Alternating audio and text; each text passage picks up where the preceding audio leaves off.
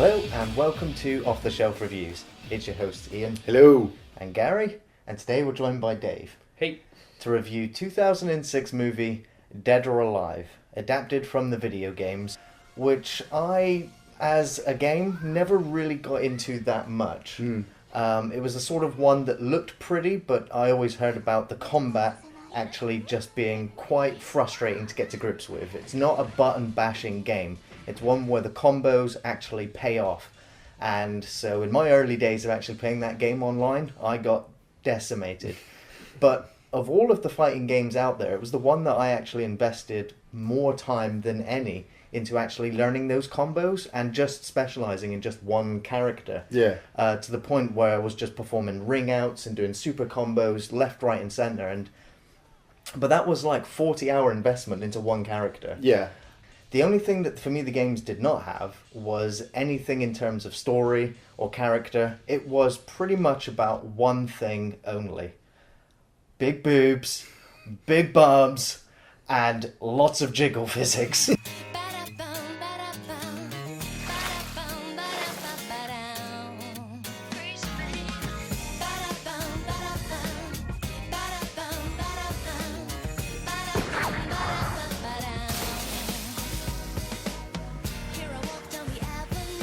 Well, it had a very innovative countering system. You know, That's right. the combos allowed you to juggle your opponent out of the fucking ring. But if you were skilled enough as the opponent, you could counter and then slam the person that was trying to juggle you, do enough damage to them, and start up your own countering system. So unlike, obviously, Street Fighter and Mortal Kombat, where it was just beat the shit out of the person and wait for them to block, you had to know the countering system to counter the person's combat. I always found playing this game that if you're not very good at it and you play someone else that isn't very good at it, I found it looks impressive. It flows, the combat, it looks really good, and you can do quite impressive moves without knowing what you're doing. Yeah. And you sort of take out the combo and the counter out of it, and it can be something like in a party where people are swapping the controllers. Can actually be quite fun and quite good to look at. Yeah. That's why I sort of came towards this game. Well, I was mainly drawn to the game because of other Team Ninja projects, mainly the Ninja Gaiden series. Absolutely infuriating games to play, almost controller throwing tantrums whilst playing that game because it is so damn cheap.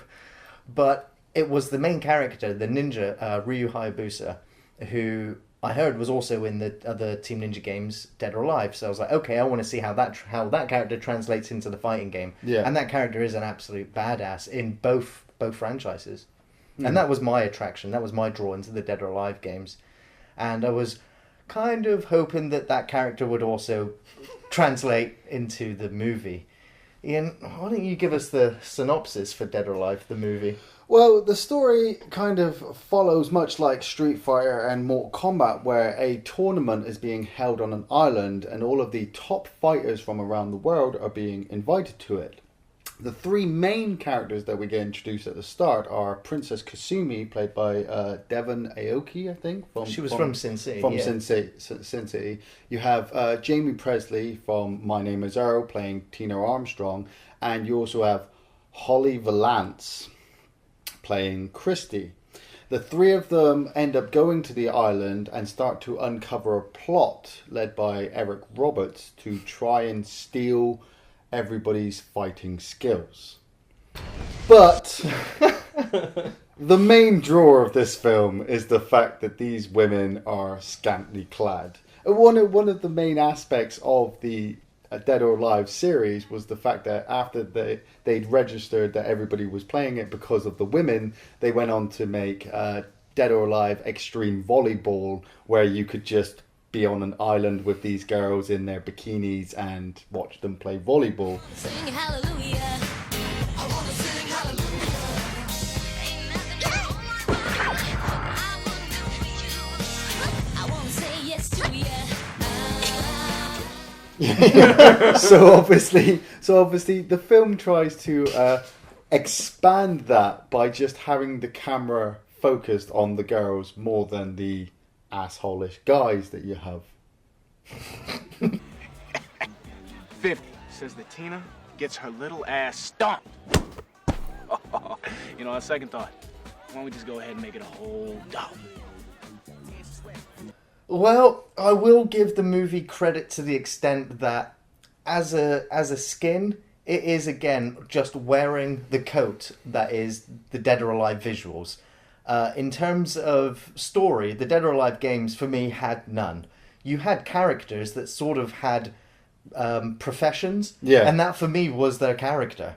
And so within the movie, they don't spend that much time setting up these characters. You're just kind of very quickly introduced to them, and then you're given that really annoying Dead or Alive brand emblem that comes up onto the screen and disappears again. You mean the Transformers sequence? Every time that came up, that came remind me of Transformers and Batman. I was like, for fuck's sake. I know I'm watching Dead or Alive. You don't have to tell me every 5 fucking seconds. Well, that's why we have the villain. We've got Eric Roberts, who is this... who is... for perhaps years and years now, been controlling these tournaments and selecting who he's going to invite. Yeah. He runs this massive tropical island. He's got all this staff. Everything is branded DOA. Even the movie itself is fucking double dose branded in DOA symbols. And he's there to gather all of these fighters so that he can create these pair of sunglasses. The glasses of doom. That enable him to then be able to counteract all of these wrestlers. I'm not sure if Donovan... I think he is a character in one of the games. I do remember him. Yeah. I think it was like a preemptive sequel to The Dark Knight. He needed a way to beat the Batman. Yeah. So, get all these different fighter styles to him. To come to him so he could steal their skills.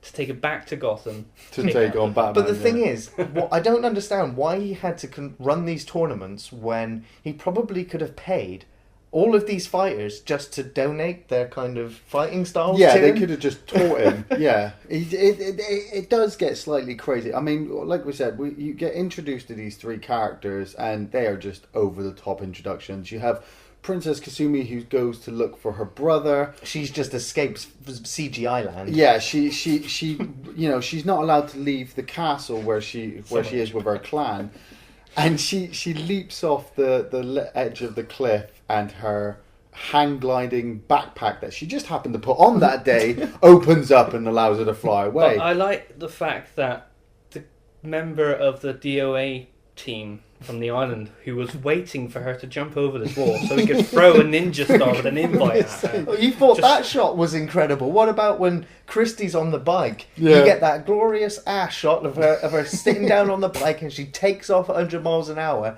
and then another one of those ninja stars goes donk right at the front of her motorbike. It's just like, who's throwing these things? The Christie sequence is just so over the top. Obviously, we've got Holly Valance, who, you know, she's not really what you would consider an actress. I mean, I actually liked her better in Taken with Liam Neeson. The first 5 seconds you see her at the beginning and the first 5 seconds you see her at the end. Yeah. You have this whole elaborate sequence with her in the hotel room with the most unwarranted underpants sequence.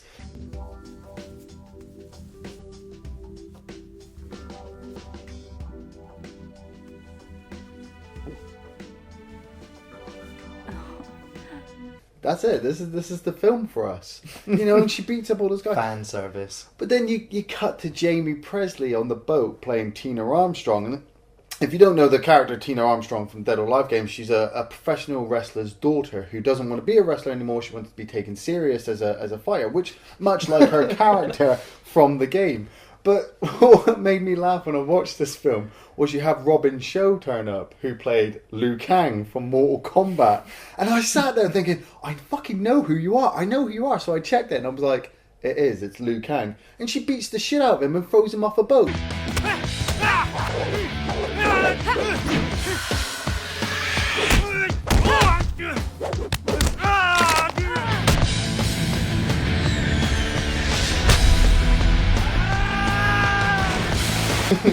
Well, I actually thought this is DOA's version of saying, fuck Mortal Kombat, DOA is better.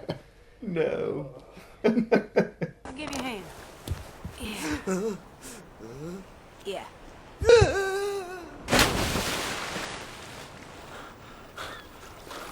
But ultimately, the 3 of them get to the island and realise that they have to work as a team to overcome all the things. Well, that's because we've then been fed this story about her brother who disappeared in the previous fight. Yeah. And she wanted to find out whether he was dead or alive, and Yeah, she gonna catch that one, yeah. and as a result, they all end up in the traditional tournament combat, which I actually like because in the first stage of the knockout rounds, you get to see snippets of all the fighters, including all of the characters that are not main cast in the movie. Yeah. But you get to see like Gen Feng and Li Fang and some of the other characters, and you get to see them fight, and you get to see one of them get brutally KO'd.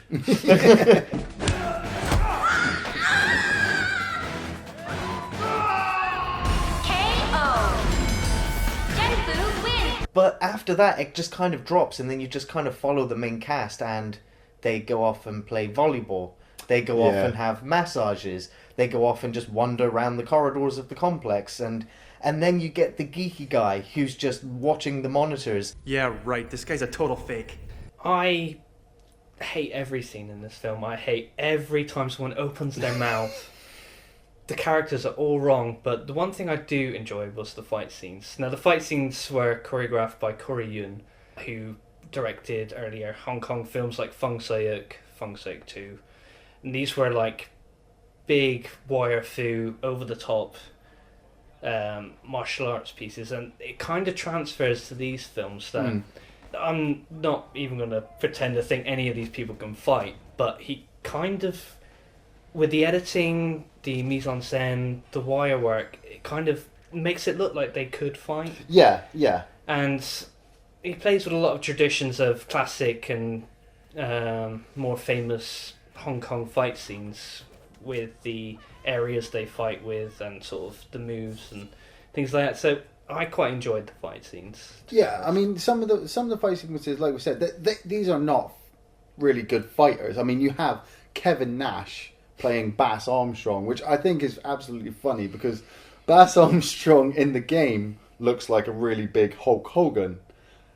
And yet they get Kevin Nash to play him in the film, and yet both Hulk Hogan and Kevin Nash were part of the NWO from WCW. So that kind of makes me laugh. But it's one of my favourite sequences is the fight Bass has with his daughter on the raft, which is obviously from Feng Sayuk 2. And I'm not going to say that Kevin Nash is a martial arts expert, but in his age now, he's unable to obviously perform or move as fast as he used to. But the director did edit it quite well, the raft sequence, that it does look like Kevin is able to pull off certain moves. And for me, that fight sequence is really good.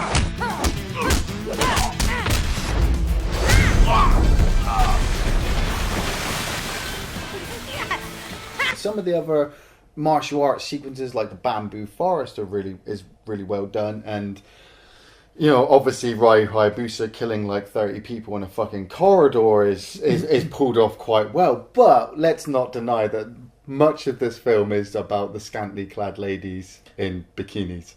That's why the fighting to me just doesn't have any resonance or impact, because contextually within the rest of the movie I just didn't care. And because it was a tournament where I didn't care which fighter ever won, I was unfazed by the martial arts. So perhaps maybe I was wrong and that the fight scenes were good, but because the rest of the movie around it was so bad, it just tainted those martial arts scenes for me. Well, the film is, for me personally, far superior than fucking Street Fighter. I will watch Street Fighter again. It's like an addiction I have. I have to watch Street Fighter. But the fight sequences in Dead or Alive are much like the computer game, which obviously gives more respect back to the games itself. I mean, I have to bring up, this is one of the few films where a lot of the time people will sit down and watch the films and say, well, the women were, misused in this film. They were fucking being sexist and things like that towards females. But the men in this film are fucking assholes. You have Christie's boyfriend, Max, who's a dick. I felt the earth move. That's the desired effect. No, really, I felt the earth move. You have Zach, who's a douche. If I recall, you're a wrestler. Wrestling ain't really fighting now, is it? You have Weatherby, who's a nerd. Good call, sir. You have Ryu Hayabusa, who's who's gay. I have to say, he's fucking gay. I was You so know? embarrassed to see Ryu Hayabusa portrayed on the screen for the first time in such a catastrophically awful way.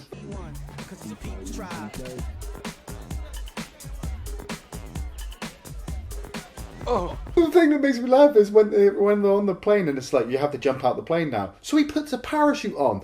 Every time I've ever seen Ryu Hayabusa jump or fall from anywhere, he doesn't have a parachute. He just leaps out and fucking runs down whatever he needs to get to the floor. But he had to put on the parachute in this film to safely land on the floor. And I'm like, gay.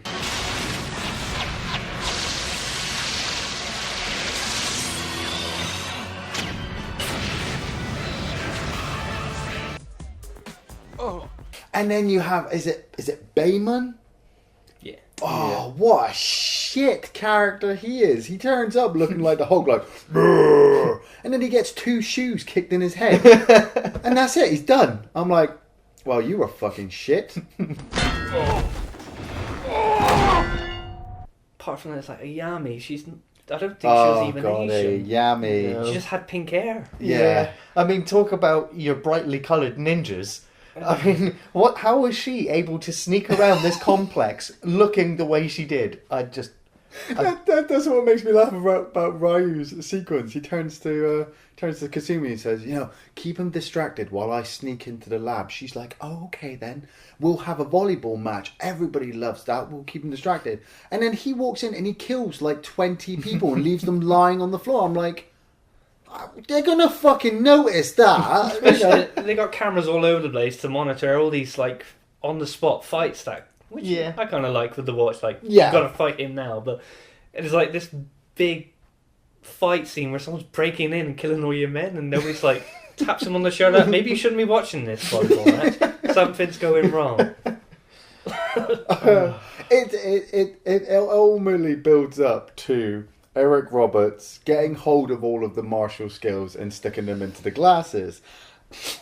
I looked at that sequence and I'm like, okay, he's going to take off the glasses in a minute and he's going to have all the fighters inside his body through the nanobots that we see. But he doesn't. He keeps the glasses on and the glasses help him predict where the people are coming. Okay, but don't you predict that if you lose the glasses, you're going to lose the fucking fight? Oh no. Just get like some tight goggles attached to your head. Nail them on your head. I'm so glad this wasn't Eric Roberts' last film, because if it was, his career would have gone. Yeah, but he's got to do 30 shitty movies before he does one good one. So I mean, his floppy hair and his Hawaiian shirts. I mean, this I mean, character's awful. I will give one throwback to him, is that as a guilty pleasure, he was the best of the best. Yes. And so I did want to watch him kick all their asses. I really did. I'm gonna take your head off. Well, I will say that the acting was as on par as the video game.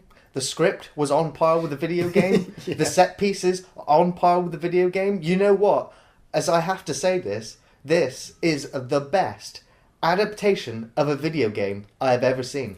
And that is because it is just as awful as perhaps all of those things that make the Dead or Alive video games awful, other than the core fighting mechanics. The script is throwaway. There's funny little comments here and there. There's nice little conversations between the girls, which, I mean, if you're a male watching this film, you're probably not going to care what they're talking about. But if you're a female, it might give you some female empowerment, showing you that women can fight just as well as the men. The backdrops were quite good. The beach, the bamboo forest was nice. I did actually particularly like the Buddhist head. The 3 of them have just landed on the island and they are trying to climb up the head, climb to the top of the head. And they realise they have to work together. And as they're climbing up, they're making all these grunts and groans. And I thought to myself, if you just take away all that, you have a really serious lesbian sequence going on.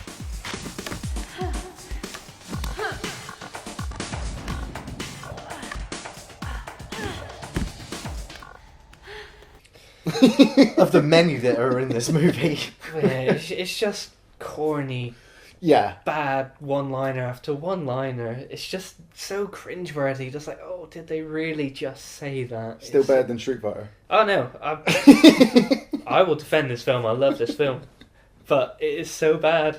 I can't even justify it to myself. I'm like, Dave, this is awful. But at the end, I'm like, I love it. I feel so embarrassed for myself.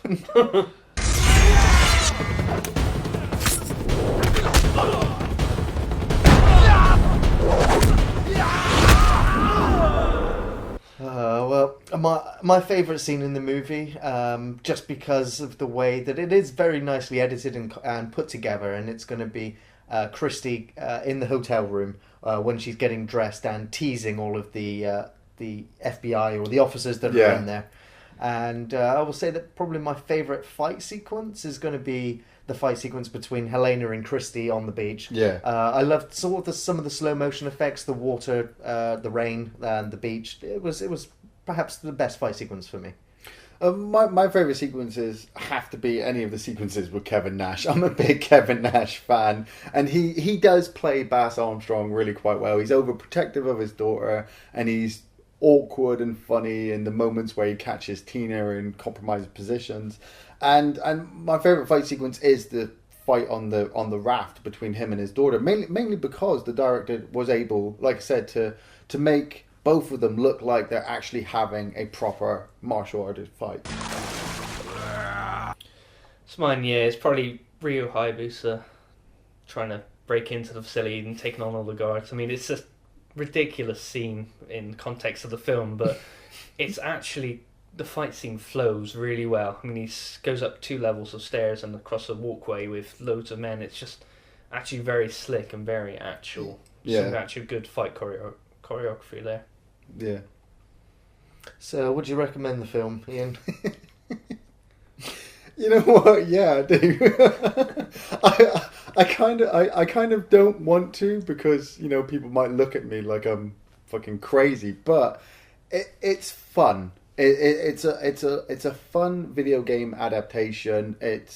It's got everything. If you're a Dead or Alive fan, it's got everything in there that you expect to have from Dead or Alive. You've got the characters, you've got the over-the-top female ogling moments, you have some good fighting sequences.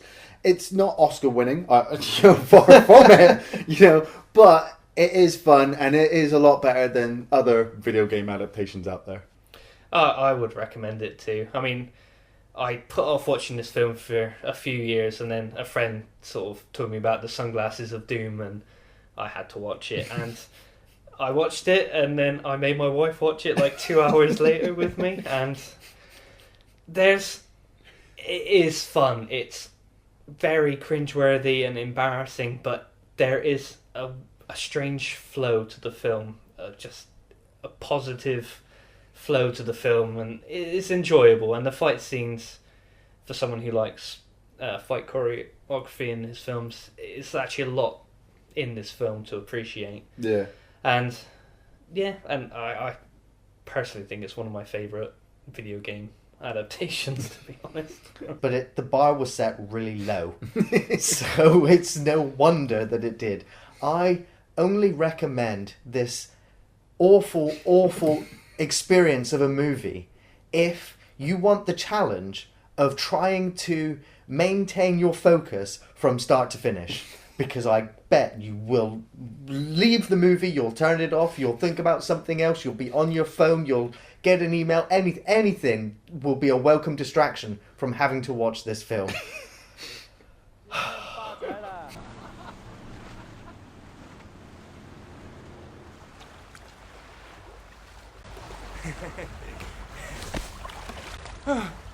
No! Thanks for watching Off the Shelf Reviews.